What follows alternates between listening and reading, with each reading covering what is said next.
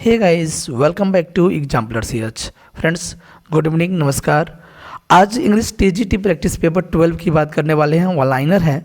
आइए वीडियो शुरू करते हैं। वीडियो अंत तक देखिएगा, एक से एक बेहतर क्वेश्चंस का कलेक्शन है और लाइक शेयर करना मत भूलिएगा। आइए, क्वेश्चन नंबर 1 है, Venus and Adonis is a long narrative poem by Shakespeare. तो क्लियर है।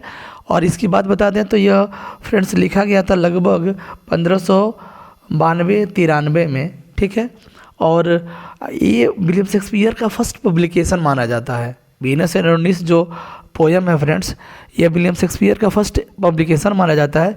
6 लाइन स्टेंजा में है, जिसकी राइमिंग की अगर बात करते हैं तो ए बी सी सी, ठीक। और बेस्ड है ओविड के मेटामॉर्फोसिस पे बेस्ड है यह पोयम। आगे बढ़ते हैं। The first folio of Shakespeare's plays appeared in, तो 1623 में फर्स्ट आया था फ्रेंड्स। अगर 1632 की बात करते हैं तो सेकेंड आया था।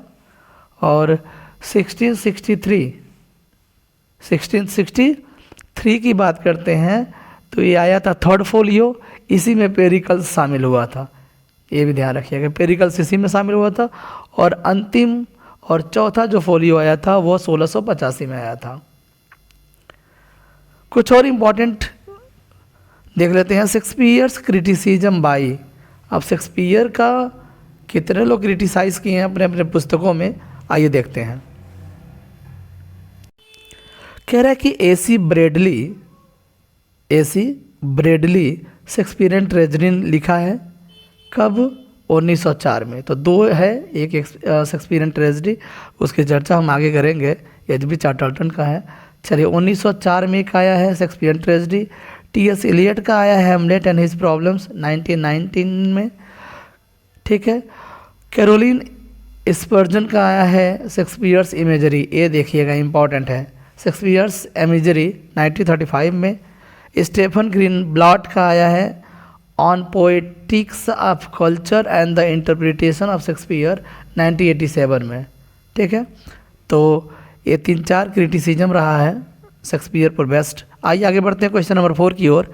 The line present fear are less than horrible imagines, यह फ्रेंड्स लाइन जो है मैकबेथ से लिया गया है, ठीक है, मैकबेथ।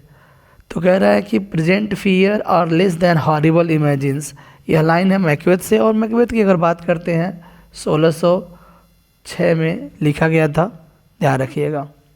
चलिए बढ़ते हैं आगे। Who published the first life of Shakespeare in 1709। Friends, आपको बता दें लाइफ ऑफ शेक्सपियर जो है यह फर्स्ट बायोग्राफी माना जाता है शेक्सपियर का। किसके द्वारा लिखा गया? निकोलस रो के द्वारा लिखा गया 1709 में। ये इंपॉर्टेंट है, ध्यान रखिएगा। लाइफ ऑफ शेक्सपियर जो निकोलस रो ने 1709 में लिखा है फ्रेंड्स, वह पहली बायोग्राफी मानी जाती है विलियम शेक्सपियर के। नेक्स्ट है the relationship between Othello and Iago, an example of inversion. तो कह रहे हैं कि एक्चुअली ओथेलो और इयागो का जो यहाँ पर रिलेशनशिप की बात कर रहा है ना, तो बिल्कुल अपोजिट है, इन्वर्जन है। क्योंकि एक्चुअली जो इयागो है उसके अंदर मेलिस एंड जीलसी होता है, जबकि ट्रस्ट और नोबिलिटी ओथेलो में शामिल है।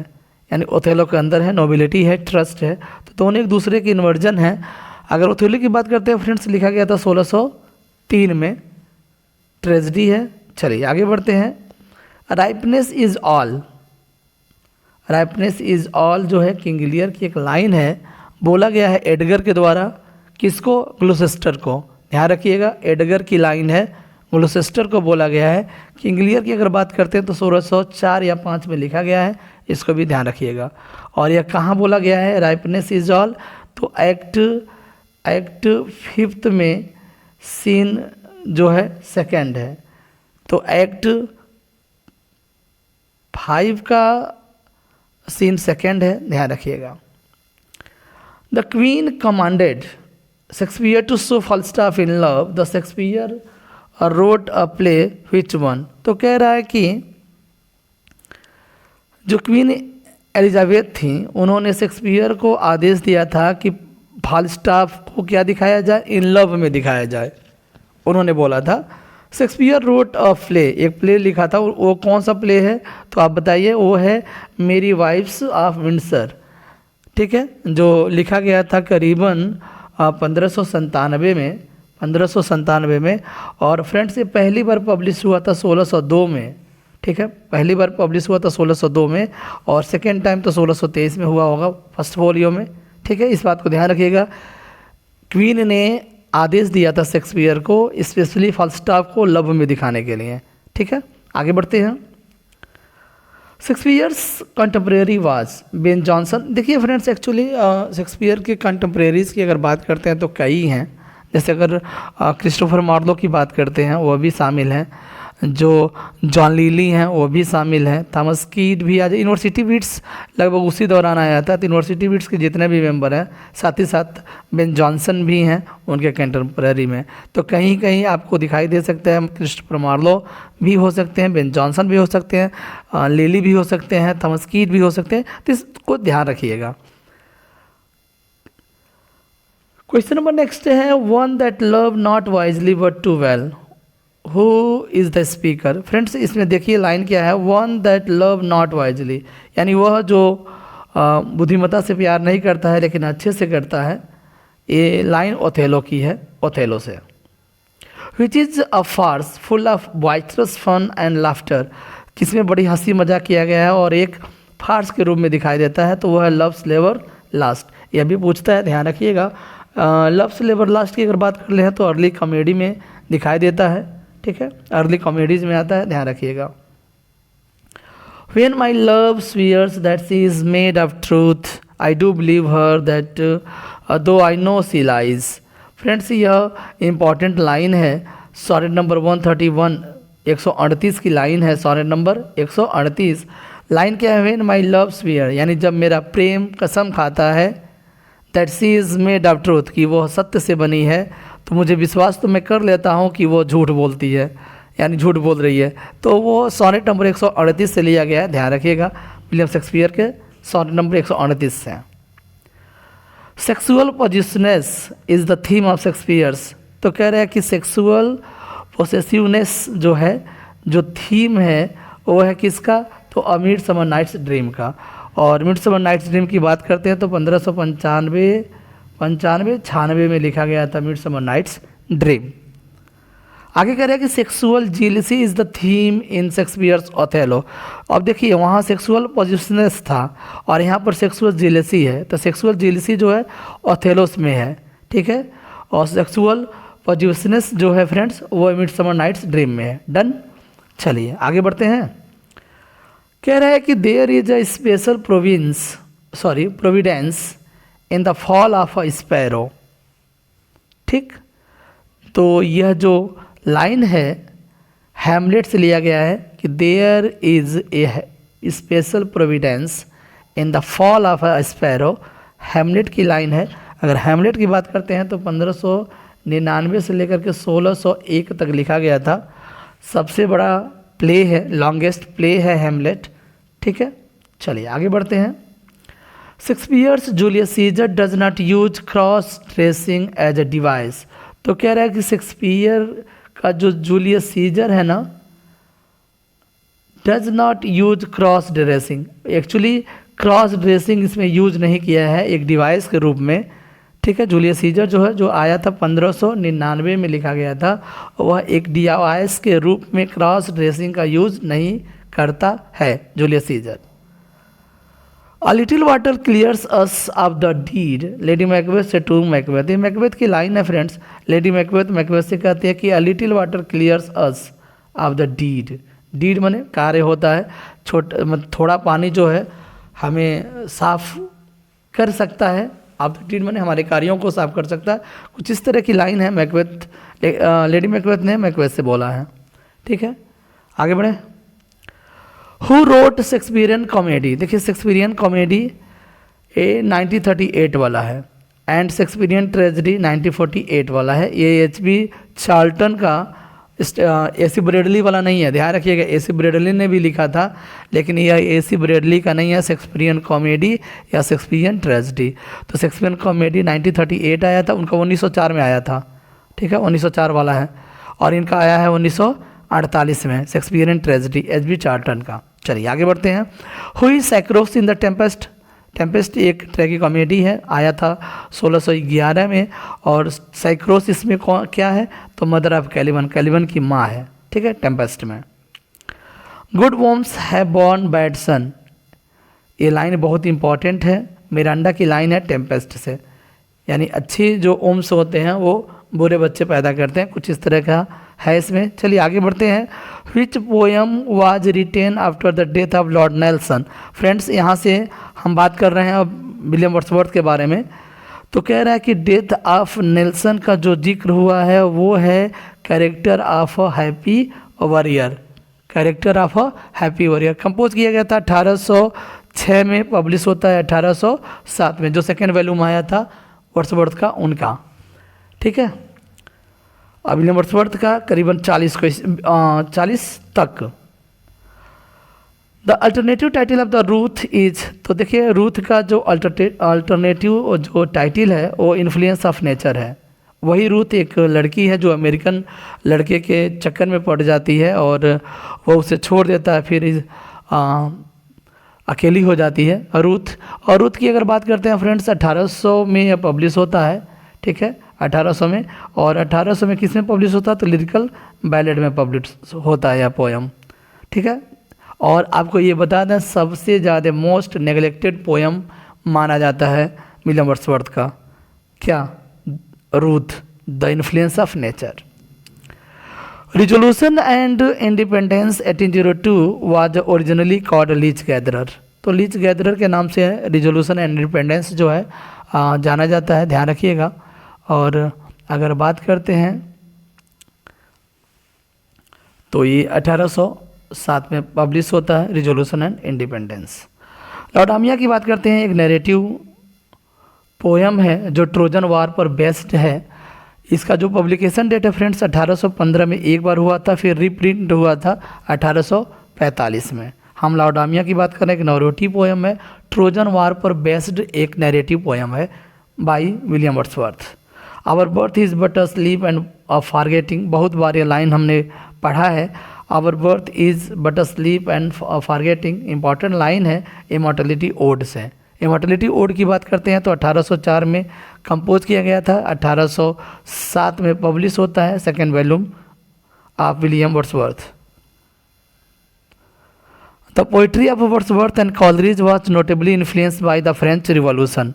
तो कह रहा है कि विलियम वर्ड्सवर्थ का और कॉलरिज का जो पोइट्री है ना बहुत ही प्रभावित हुआ है किससे, द फ्रेंच रिवॉल्यूशन से।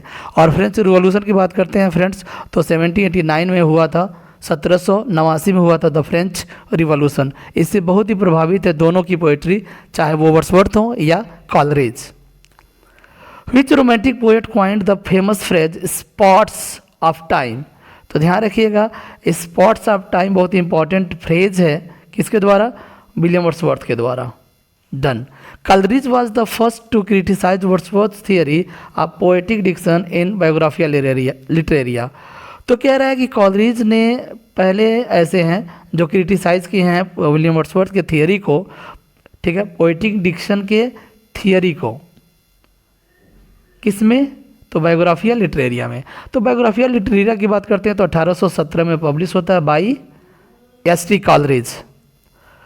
The name of the cottage of Michael is the evening star. तो कह रहा है कि माइकल की बात करते हैं, एक पोएम है फ्रेंड्स, माइकल पेस्टोरल पोएम है जो 1800 में पब्लिश होता है। द इवनिंग स्टार इसके कॉटेज का नाम रहता है, माइकल, ठीक है। माइकल की जो वाइफ है उसका नाम इसबेला है और बेटा जो है वो ल्यूक है। Done. Who was Wordsworth great ideal. तो वर्ड्सवर्थ के एक महान जो आदर्श हैं वो मिल्टन साहब हैं, ये भी ध्यान रखिएगा। In Wordsworth Prelude the boy of Winander is affected by muteness, ठीक है, म्यूटनेस का शिकार रहता है जो प्रिलूड का बॉय ऑफ विनांडर है। उसके बाद बात करते हैं नंबर 32 का। विच British university figures in William Wordsworth prelude. तो कह रहा है कि किस ब्रिटिश यूनिवर्सिटी का मेंशन किया गया है विलियम वर्ड्सवर्थ के प्रील्यूड में, वो है कैम्ब्रिज यूनिवर्सिटी। और एक्चुअली जो प्रील्यूड का बुक नंबर 6 है उसमें कैम्ब्रिज यूनिवर्सिटी का जिक्र किया गया है। Who calls Wordsworth the historian of Wordsworthshire. तो लॉवेल ने बोला है द हिस्टोरियन ऑफ वर्ड्सवर्थशायर।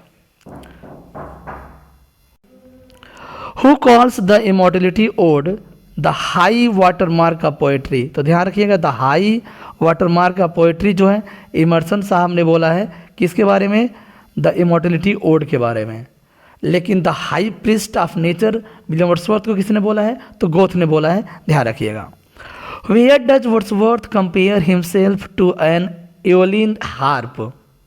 तो ध्यान रखिएगा, पूछ रहे हैं कि एओलिन हार्प जो है खुद के रूप में तुलना किया है वर्ड्सवर्थ ने किसमें, तो इन द प्रील्यूड में। आपको बता दें फ्रेंड्स, प्रील्यूड में उन्होंने ऐसा क्यों किया है, इसलिए किया है कि प्रील्यूड ऑटोबायोग्राफिकल है और उसमें स्वयं जो है एओलिन हार्प से तुलना किया है विलियम वर्ड्सवर्थ ने।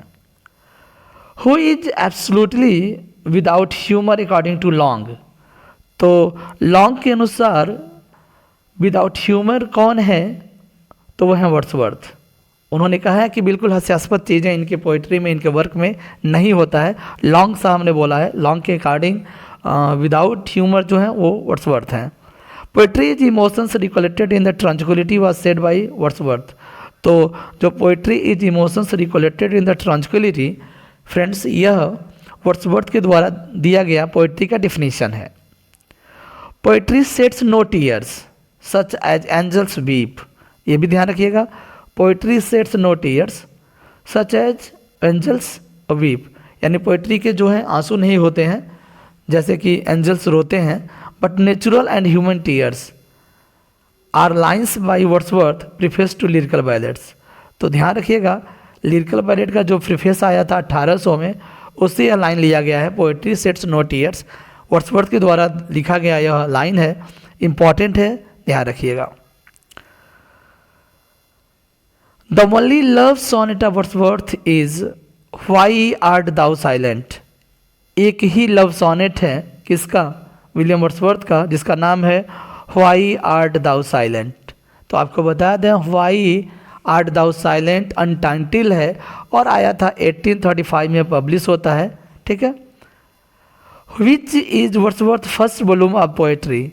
अब देखिए सेकेंड वॉल्यूम के बारे में तो सब लोग जानते हैं, लगभग 1807 में second volume poems in second volume publish हुआ था। फर्स्ट वॉल्यूम किसको बोला जाता है, तो ध्यान रखिएगा डिस्क्रिप्टिव स्केचेस को बोला जाता है, जो 1793 में आया था। तो फर्स्ट वॉल्यूम ऑफ पोएट्री जो है डिस्क्रिप्टिव स्केचेस है और 1807 में सेकेंड वॉल्यूम आया था इसका, ध्यान रखिएगा। बिकॉज अब बात करते हैं मिल्टन साहब का। Because Milton is human he must know the best in humanity. ये वक्तव्य है लॉन्ग का, WG लॉन्ग का। Because Milton is human he must know the best in humanity, यानी मानवता के बारे में उन्हें अच्छे से जानना चाहिए, ठीक है, ध्यान रखिएगा, लॉन्ग साहब ने बोला है।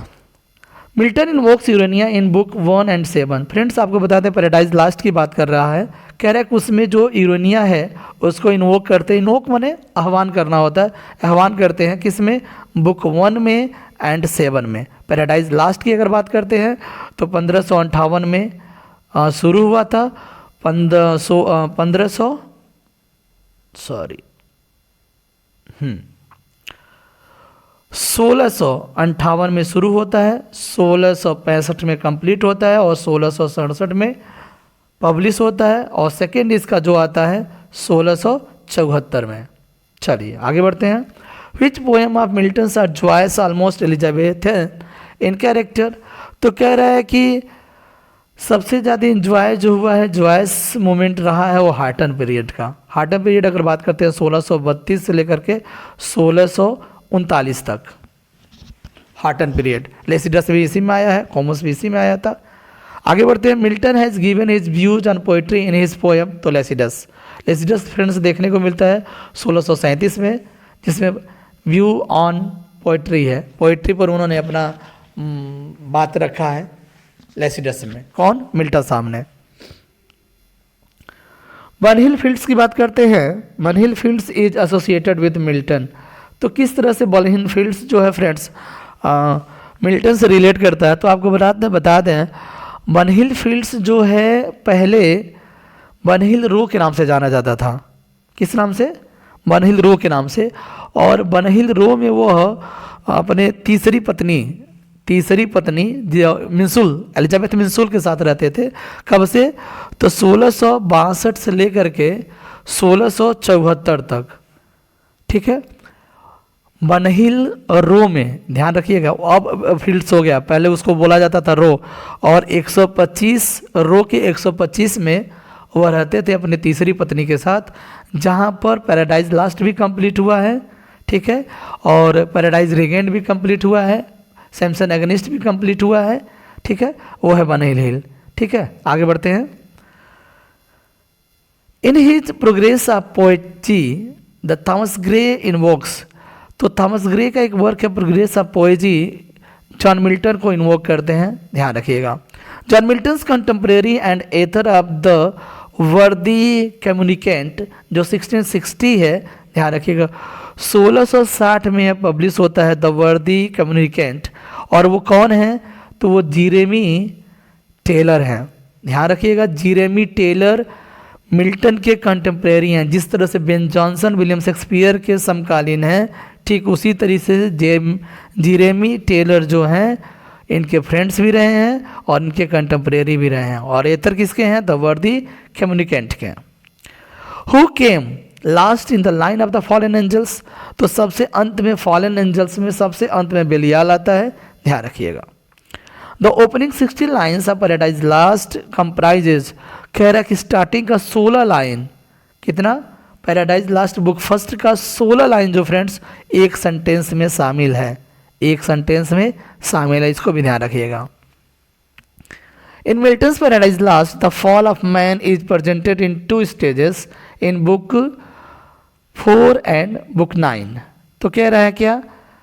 Fall of man is presented, यानी फॉल ऑफ मैन को प्रस्तुत किया गया किसमें? 2 बार, एक बुक 4 में और एक बुक 9 में। Paradise Lost by Milton. Where there is leisure for fiction there is little grief was Samuel Johnson criticism of a famous poem. Which poem was it? तो सैमुअल जॉनसन ने लेसिडस पर comment किया है कि where there is leisure for fiction, जहाँ fiction के लिए ज़्यादा समय रहता है, लेजर खाली समय रहता है, देयर इज लिटिल ग्रीफ, तो वहाँ थोड़ा सा दुख है, ऐसा बोला जा रहा है। लेसिडस के बारे में आपको बताता है, लेसिडस 1637 में देखने को मिलता है, एडवर्ड किंग पर बेस्ड एलजी है, मोनोडी है। चलिए आगे बढ़ते हैं। Who replies to Milton's questions doth God exact day labour light denied on his blindness. तो कह रहा है कि आपको पता होगा जब ऑन हिज ब्लाइंडनेस अगर आपने पढ़ा होगा तो स्टार्टिंग का बहुत सारा क्वेश्चन करते हैं। तो कह रहा है कि who reply the Milton's question, starting का जो क्वेश्चंस है वो तो कर देते हैं, लेकिन जवाब कौन देता है? तो वो है पेशेंस, यानी उनका जो धैर्य है वही उत्तर देता है। Doth God exact day labour light denied in his blindness. तो ये पोयम जो है ऑन हिज ब्लाइंडनेस है, ध्यान रखिएगा, सोनेट है, पेट्रार्कन सोनेट।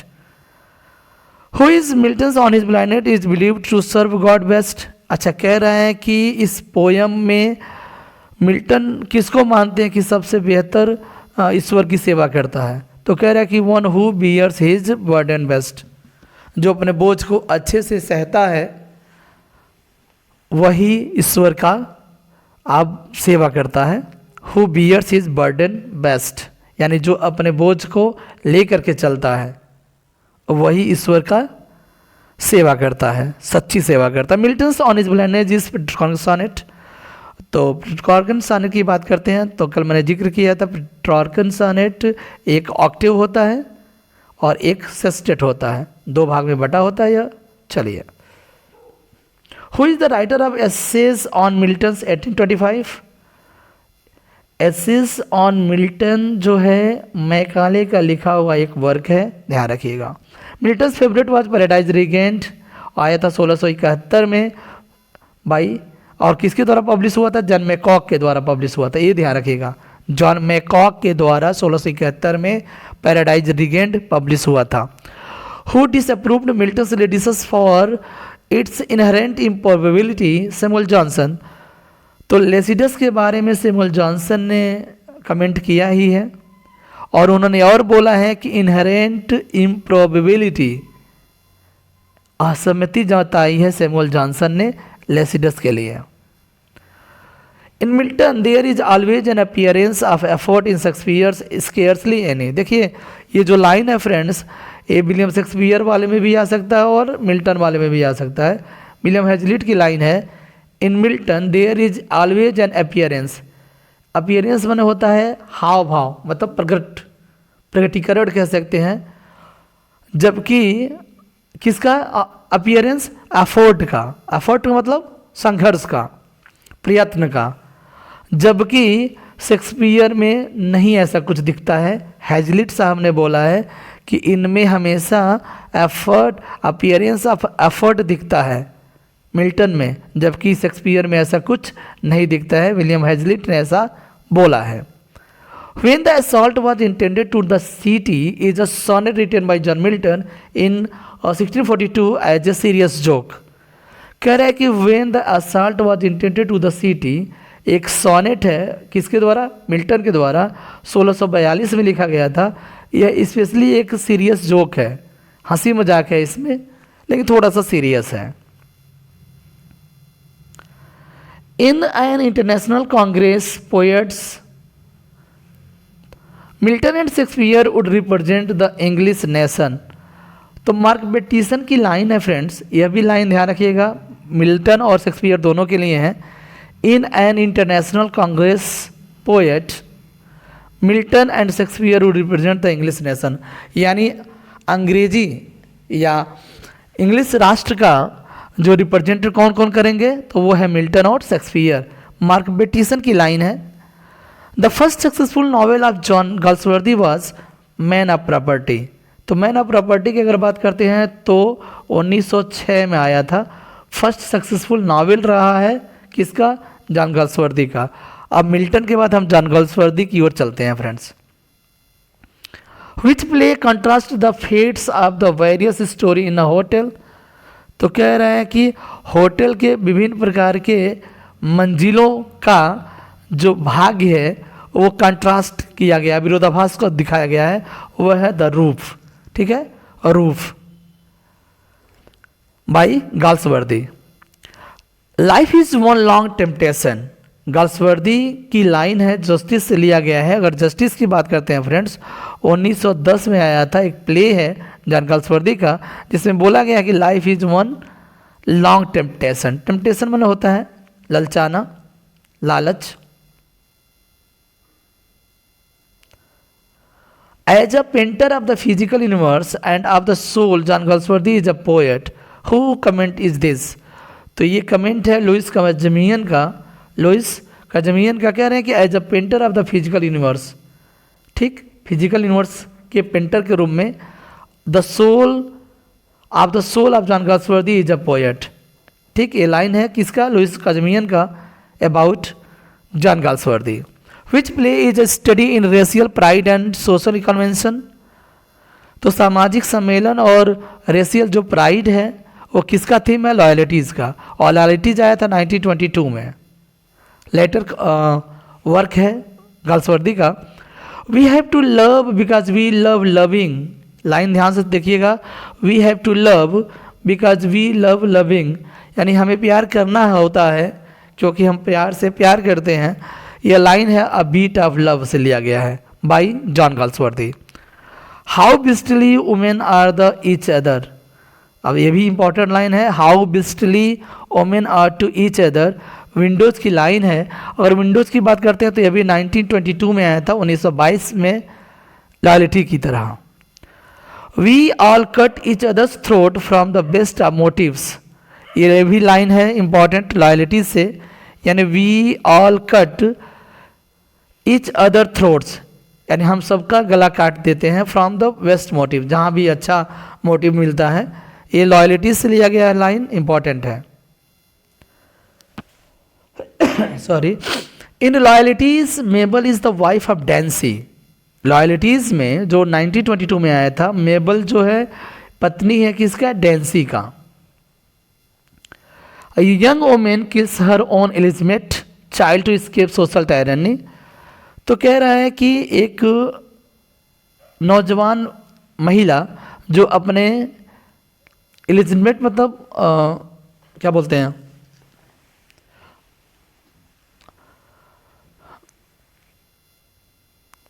हाँ, अपने नाजायज़ संतान को जान से मार देती है ताकि वो सोशल टायरनी से यानी सामाजिक अत्याचार से बची रहे। यह फ्रेंड्स जो वर्क है वो विंडोज़ है, और विंडो किसके द्वारा लिखा गया है? गाल्सवर्दी के द्वारा। Which drama depicts the fight of an idealist against the adverse social forces. Adverse social forces तो द मॉब, और मॉब आया है तो आपको बता द मॉब जो है 4 एक्ट प्ले है और 1914 में देखने को मिलता है, 1914 में। The poet who described poetry as inspired mathematics. The poetry as inspired mathematics. Ezra Pound का पोइट्री का डिफिनीशन है, ध्यान रखिएगा। कौन है? Poetry as inspired mathematics by Ezra Pound. The term the comedy of menace is the associated with the early plays of Harold Pinter. Harold Pinter का friends starting की जो वो प्ले थे ना, वह किससे जुड़े हैं? द कॉमेडी ऑफ मीनेस से जुड़े हुए हैं। कर्टल सोनेट, अब थोड़ा सा लिटरेरी टर्म की बात कर लेते हैं। Curtal sonnet is 11 line stanza. तो कह रहा है कि जो कर्टल सोनेट है वो कितने? 11 लाइन स्टेंजा को बोलते हैं, सॉरी 11 लाइन सोनेट को बोलते हैं। यानी जो कर्टल सोनेट होता है वो कितने लाइन का सोनेट होता है? 11 लाइन का। In drama an aside is attached to an audience by an actor. एक एक्टर के द्वारा सिर्फ ऑडियंस को चीज़ें सुनाई देती हैं, मंच पर उपस्थित किसी भी व्यक्ति की बातें सुनाई नहीं देती हैं, वह होता है असाइड। लेक्सिस, लेक्सिस क्या होता है? All word forms having meaning और ग्रामेटिकल फंक्शन। कह रहा है कि सभी शब्दों के रूप का एक मीनिंग होता है, चाहे उसका कोई कार्य होता है, वो लेक्सिस कहलाता है। द यूनिवर्सिटी विट्स की बात कर लेते हैं। यूनिवर्सिटी विट्स कौन है? तो group of late 16th century English playwrights who were educated at the university of Oxford and Cambridge. तो बेसिकली 16वीं शताब्दी के अंत में जो ऑक्सफोर्ड और कैम्ब्रिज में शिक्षा लिए हुए जो प्ले राइट्स हैं, उनका एक ग्रुप है जिसे हम यूनिवर्सिटी विट्स बोलते हैं। क्रिस्टोफर मार्लो हैं, थॉमस नास हैं, लॉज हैं, लीली हैं, कीड हैं, इस तरह के 7 लोग हैं। और स्पेंसरियन स्टेंजा की बात कर लेते हैं। 9 लाइन स्टेंजा होता है। पहला जो होता है 8 एम्बिक पेंटामीटर, 5 फीट होता है। 8 एम्बिक पेंटामीटर में होता है, जिसे हम 5 फीट भी बोलते हैं। और अगला जो फाइनल एक्सलराइन होता है, जो एम्बिक हेक्सामीटर या 6 फीट होता है, ठीक है, उसे हम बोलते हैं स्पेंसरियन स्टेंजा। यानी 9 लाइन होता है कि स्टार्टिंग का 8 और एक इधर से होता है 9। देखिए ए बी, बी सी, इसका राइमिंग वर्ड्स है, ध्यान रखिएगा। The term womanism was first used by Alice Walker. Womanism को ध्यान रखिएगा, यह टर्म है first used by Alice Walker in 1979। Her short story coming apart, उनकी एक शॉर्ट स्टोरी है कमिंग अपार्ट, उसमें इस बात का जिक्र किया गया है ओमेनिज्म के बारे में। कब? 1979 में। The term campus novel is associated with Kingsley amiss. Campus novel किससे संबंधित है? तो वो है किंग्सली एमिस से संबंधित है, जो है एक इंग्लिश नॉवेलिस्ट हैं।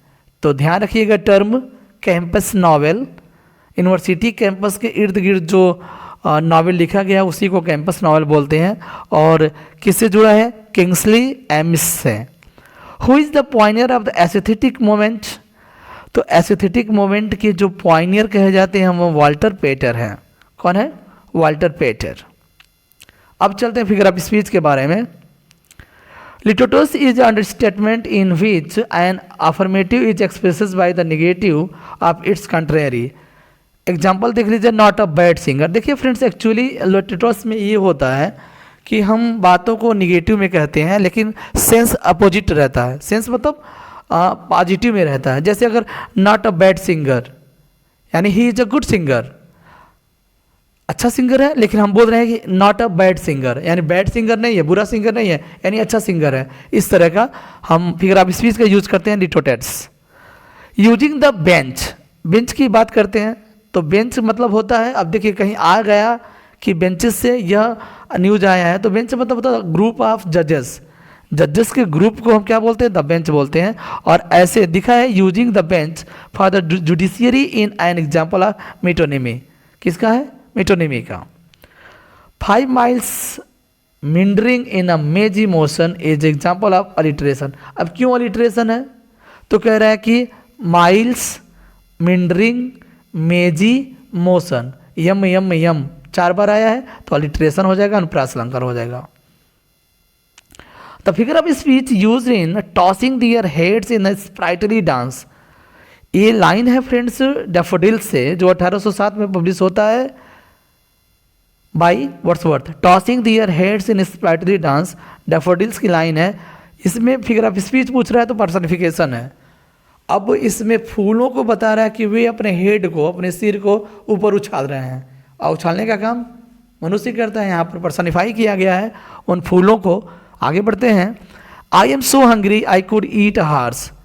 तो कह रहा है कि मैं इतना भूखा हूँ कि मैं घोड़े को भी खा सकता हूँ। तो ये तो आसान नहीं है, लेकिन हाइपरबोल है, बढ़ा चढ़ा करके बोला जाता है in hyperbole. The repetition of vowel sound in a sequence of nearby words is called assonance. कह रहा है कि वावेल साउंड का जो रिपीटेशन है ना वो एसोनेंस होता है, और वहीं अगर कंसोनेंट साउंड का रिपीटेशन होता है तो कंसोनेंस होता है। आगे बढ़ते हैं। The figure of speech in O my love is like a red red rose is simile. क्यों सिमली? तो in simile we compare two objects of different kind by using as so like, और यहाँ पर like का use हुआ है इसलिए सिमली हो जाएगा। और सिमली मतलब होता है उपमा अलंकार। और फ्रेंड्स ये लाइन शायद रॉबर्ट बर्न्स की लाइन है, O my love is like red red rose. A statement that appears self contradictory। अब कह रहा है कि अपने आप में खुद कंट्राडिक्टरी हो, that reveals a kind of truth, लेकिन क्या एक प्रकार का सत्य प्रकट करता है, वो पैराडॉक्स होता है। ठीक है, अपने आप में कंट्राडिक्टरी रहता है, विरोधाभास रहता है उसके अंदर, लेकिन एक प्रकार का सत्य उद्घाटित करता है, वो पैराडॉक्स कहलाता है। The substitution of a part for the whole is synecdoche. तो कह रहा है कि substitution of part for the whole यानी संपूर्ण का एक हिस्सा होता है, जिसे हम सिनेक्डोके फिगर ऑफ स्पीच बोलते हैं। ही पास्ड अ स्लीपलेस नाइट।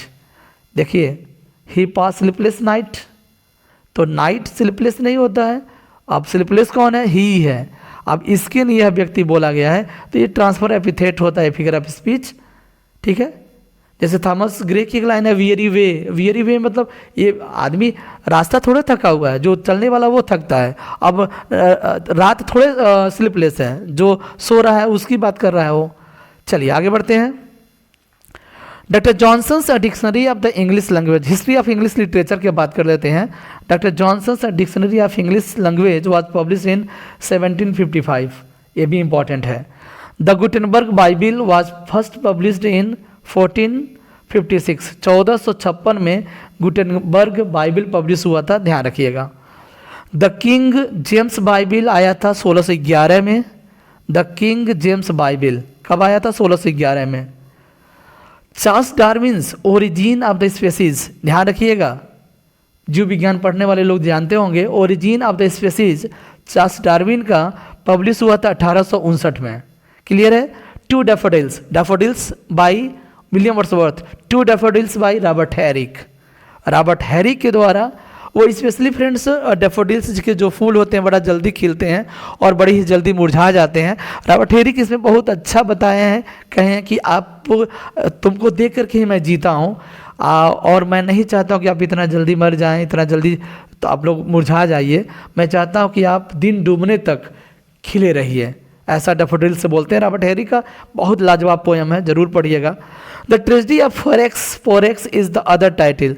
तो फ्रेंड्स आपको बता दें, एक ट्रेजेडी है फोरेक्स, जिसे हम गोरबोडक के नाम से भी जानते हैं। The period of queen Victoria, तो क्वीन विक्टोरिया की बात करते हैं तो 1837 से लेकर के 1901 विक्टोरियन एज के नाम से भी जाना जाता है। एडमंड स्पेंसर्स एमोरेटी जो है 1595 में आया था, was the first sonnet sequence in English. ये ध्यान रखिएगा, एमोरेटी जो 1595 में आया था, first sonnet sequence in English कहलाता है। The Puritans shut down all the theatres in England in 1642। 1642 में पूरे इंग्लैंड में जो थिएटर्स जो हैं क्लोज कर दिए गए थे, और सीधे 18 साल बाद 1660 में क्या होता है, ओपन होते हैं। Who among Shakespeare's contemporary did not right tragedy. अब कह रहा है कि शेक्सपियर के जितने भी कंटेम्परेरीज हैं, समकालीन लोग हैं, वो कौन ट्रेजेडी नहीं लिखता था, तो वो है जॉन लिली। और जॉन लिली एक यूनिवर्सिटी बीट्स में से एक हैं। The first official royal poet laureate in English literary history was John Dryden. तो कह रहा है कि friends first official royal poet laureate, तो first poet laureate John Dryden है। Done. The accession of King James first in, तो आपको बता दें 1558 से लेकर के 1603 तक एलिजाबेथ क्वीन का राज्य रहता है, और 1603 से लेकर के जैकोबियन, जिसे हम बोलते हैं जैकोबियन एज के नाम से बोलते हैं, कब आसीन होते हैं गद्दी पर, तो 1603 में किंग जेम्स फर्स्ट आसीन होते हैं, जिसे जैकोबियन एज का उद्घाटन होता है। Dryden's All for Love is written in blank words. Friends Dryden का जो ऑल फॉर लव है ना, ब्लैंक वर्ड्स में लिखा गया है, और शेक्सपियर के एंटोनियो एंड क्लियोपात्रा पर बेस्ड है, उसी का इमिटेशन है, अनुकरण है। Who initiated the drama of ideas. अब ये भी इंपॉर्टेंट है, द ड्रामा ऑफ आइडियाज़ किसने शुरू किया, वो है 20th सेंचुरी में G B Shaw, George Bernard Shaw. Man and superman, the arms and the man पढ़े होंगे। चलिए आगे बढ़ते हैं।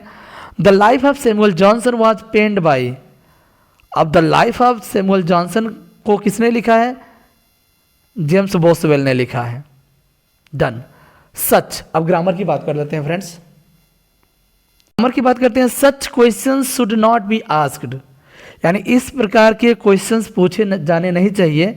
तो सच शब्द इसमें क्या है, तो डेमोन्स्ट्रेटिव एडजेक्टिव है, डेमोन्स्ट्रेटिव एडजेक्टिव। ही हर्ट हिमसेल्फ, तो दो हर्ट शब्द या हिमसेल्फ जो होता है ना, दो तरह के, एक तो एम्फेटिक प्रोनाउन होता है, एक रिफ्लेक्सिव प्रोनाउन होता है। तो ही हर्ट हिमसेल्फ जो है रिफ्लेक्सिव प्रोनाउन है, हिमसेल्फ।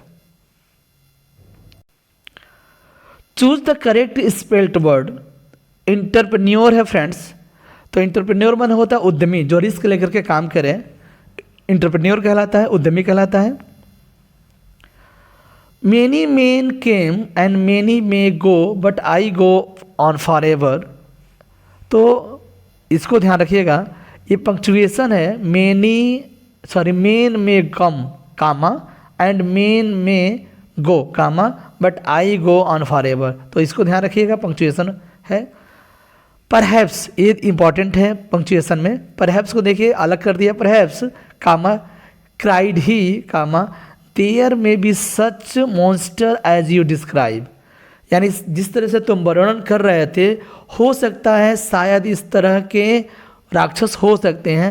यह भी पंक्चुएशन है, फुल्ली पंक्चुएटेड है, no problem. The teacher said the earth rotates on its own axis in direct speech. तो फ्रेंड्स आपको बता दें, ये यूनिवर्सल ट्रूथ है, इसमें कोई चेंजेस नहीं होगा। जैसे द टीचर सेड दैट हो जाएगा the earth rotates on its own axis. तो नरेशन है, और नरेशन में जहाँ यूनिवर्सल ट्रूथ आता है उसमें कोई चेंजेस नहीं करते हैं। He said I shall leave this papers here, इसको चेंज कर लेते हैं, तो हो जाएगा ही सेड दैट। अब देखिए फर्स्ट पर्सन का प्रोनाउन है ही के अनुसार, तो ही शैल को वुड में बदल देंगे, तो ही वुड लीव, दिस को बदल देंगे दोज में, पेपर हियर को देयर में। डन। यू से आई कट द फिंगर, तो हो जाएगा यू से दैट आई जाएगा यू के अनुसार, यू कट द फिंगर। ठीक। Give one word for the expression hard to please. Friends आपको बता दें, हार्ड टू प्लीज को फास्टिडियस बोलते हैं, जिसको आसानी से प्रसन्न न किया जा सके, जिसको आसानी से खुश न किया जा सके, उसे फास्टिडियस बोलते हैं। गोर्गोन का मतलब होता है फ्रेंड्स, ये हम बात कर रहे हैं अब स्पेलिंग के बारे में या मीनिंग कह सकते हैं। गोर्गोन का मतलब होता है एन अगली ओमेन, यानी कुरूप महिला। नार्सिसिज्म का मतलब होता है सेल्फ लव, जो अपने आप से प्रेम करें। ओडिसी का मतलब होता है लॉन्ग जर्नी, ओडिसी का मतलब है long journey. Antonym of agile, agile का मतलब होता है फ्रेंड्स फुर्तीला, और जबकि स्लो का मतलब होता है धीमा। ठीक। एंटोनिम ऑफ हाइपोथेटिकल, हाइपोथेटिकल का मतलब होता है झूठा, एक्चुअल माने होता है वास्तविक, तो इसका अपोजिट है। One who deserted he religion, friends जो अपने धर्म को छोड़ दे अपोस्टेट कहलाता है, और जो अपने पार्टी को बदल ले वो टर्नकोट कहलाता है, दल बदलू जिसे बोलते हैं। ये अपोस्टेट है, स्वधर्म त्यागी इसको बोलते हैं। अपोस्टेट का मतलब स्वधर्म त्यागी। और speech delivered without any previous preparation is called extempore. कह रहा है फ्रेंड्स कि ऐसा जो स्पीच जो बिना तैयारी का बोला जाए उसे हम एक्सटेम्पोर बोलते हैं। A person who lives by himself is called recluse बोलते हैं। साधु कह सकते हैं जो स्वयं जाकर के जिए, किसी से कोई मतलब न रखे, किसी भी समाज से कोई मतलब ना हो, रेक्लुस कहलाता है, सन्यासी कहलाता है। अ गुड समार्टियंस, ये इडियम्स फ्रेजेस की बात कर रहा है, इडियम की बात करें। अ गुड समार्टियन का मतलब होता है a genuinely helpful person. A good Samaritan का मतलब होता है अ जेन्युइनली हेल्पफुल पर्सन। और आज का अंतिम क्वेश्चन है फ्रेंड्स, हस मनी मीन्स, हस मनी किसे कहते हैं? तो एक प्रकार का घूस होता है, ब्राइब होता है, given for hiding a crime, यानी एक हस मनी उसको बोलते हैं जिसे अपने क्राइम को छिपाने के लिए घूस के रिश्वत के तौर पर दिया जाए, उस मनी को हस मनी बोलते हैं। यह भी एक इडियम है, फ्रेज है। ठीक है, thanks for watching the video. Like share करना मत भूलिएगा। मिलते हैं कुछ और इम्पॉर्टेंट वर्क्स और ऑनलाइनर के साथ। बने रहिए with example CH. Bye bye, take care.